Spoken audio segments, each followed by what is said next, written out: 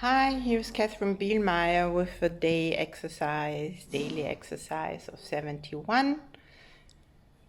And it's called Only God's Plan of Salvation Will Work. Daily exercise 71. Only God's plan of salvation will work. You may not yet realize that the ego has set up a plan of salvation contrary to God's plan. It's this plan you believe in. Since it is the opposite of God's plan, you also believe that accepting God's plan instead of ego is doomed. Of course, that sounds absurd.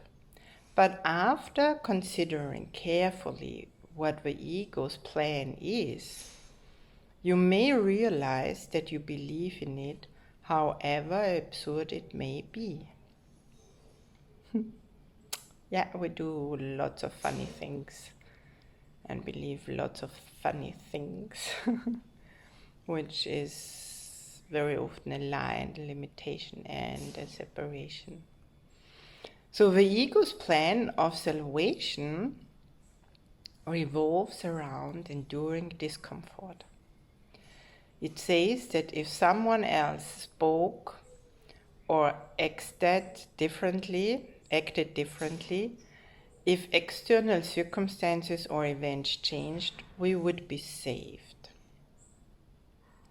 Therefore, the source of salvation is constantly perceived as being outside of ourselves. It's someone else who can help us with salvation. Every complaint you have is a declaration and a claim that your belief in that says, if things were different, I would be saved. The change of heart is necessary for salvation.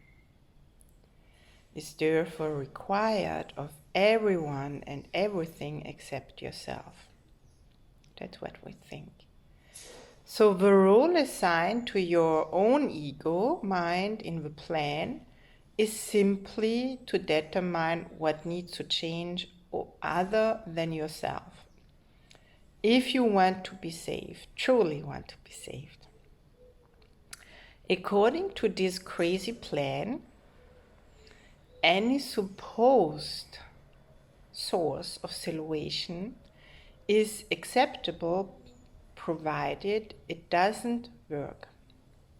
This ensures that the futile search continues because the illusion remains that all for the hope has always failed.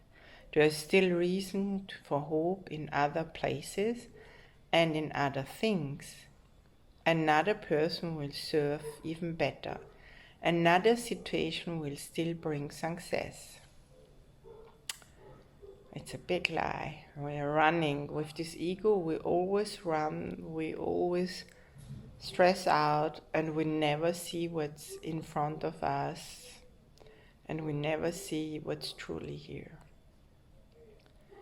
So this is the ego's plan for your salvation. Surely you can see that it is in strict accordance with the fundamental teaching of the ego. Seek but do not find. For what could be a surer guarantee that you will not find salvation than to concentrate all your efforts on obtaining it to look where it is not? God's plan for salvation works simply because by following His instructions, you seek salvation where it is. And if you want to succeed as God promises you, you must be willing to look no further than there.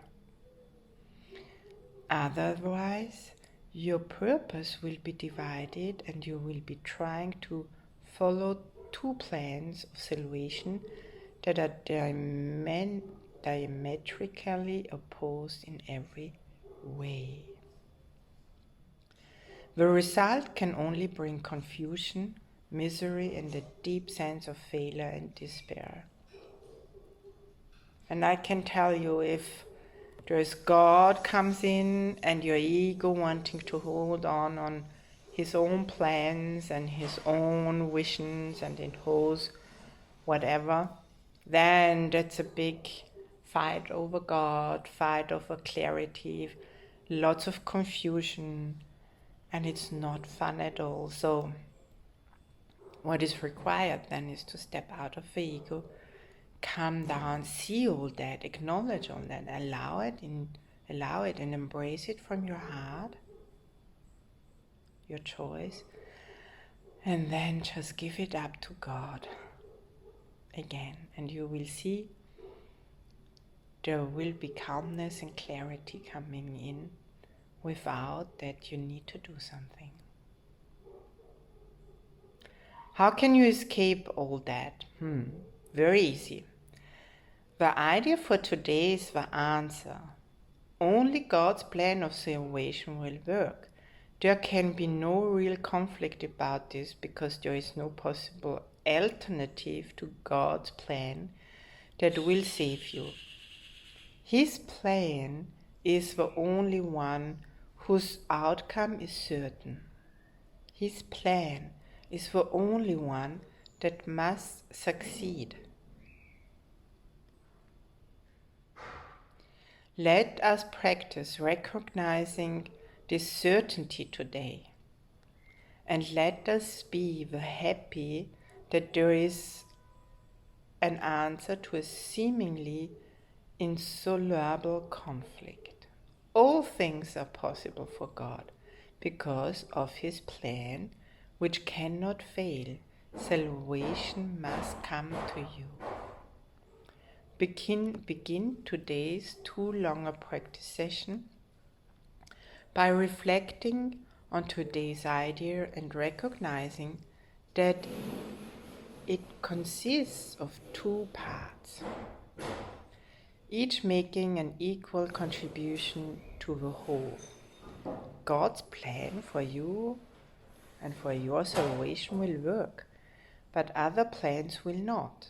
Don't let the second part make you depressed or angry. It is inherent in the first. And the first is your complete liberation from all your own insanities, attempts, and crazy suggestions to liberate yourself. They have led to depression and anger, and God's plan always succeeds. It always leads to liberation and joy and happiness. Remembering this, we want to speed and spend the rest of the extended practice time asking God to reveal His plan to us. Ask Him specifically, what do you expect from me? Where should I go? What do you think I should say, and to whom? Give Him full responsibility for the remainder of the practice period, and let Him tell you what you could do in His plan for your salvation. He will respond in proportion to your willingness to hear His voice. Refuse to hear nothing. The mere fact that you are doing the exercises proves that you are willing to listen. This is enough to establish your claim to God's answer. During the shorter practice periods, tell yourself often that God's plan of salvation and only His will work. Be alert to any temptation to harbor grievances today and respond to them with this form of today's thought. Holding complaints is the opposite of God's plan of salvation, and only this plan will work. Remember today's thought about 6 to 7 times an hour. There is no better way to spend half a minute or less than to remember the source of your salvation and see it where it is. Great. I wish you an amazing outcome with these exercises. Sometimes you need to really commit to that, from your heart, not from your ego mind. And go for it. Get your salvation. See what God has in His plans for you.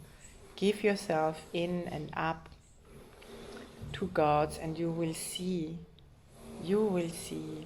that everything is fine. Great. Thank you for listening. Thank you for being part of our Miracle Heart family, and thank you for following, and thank you for sharing, and thank you for commenting and telling the world what all these exercises are doing for you in kindness, and even if you want, asking questions. Bye for now. This was the exercise 71. Bye.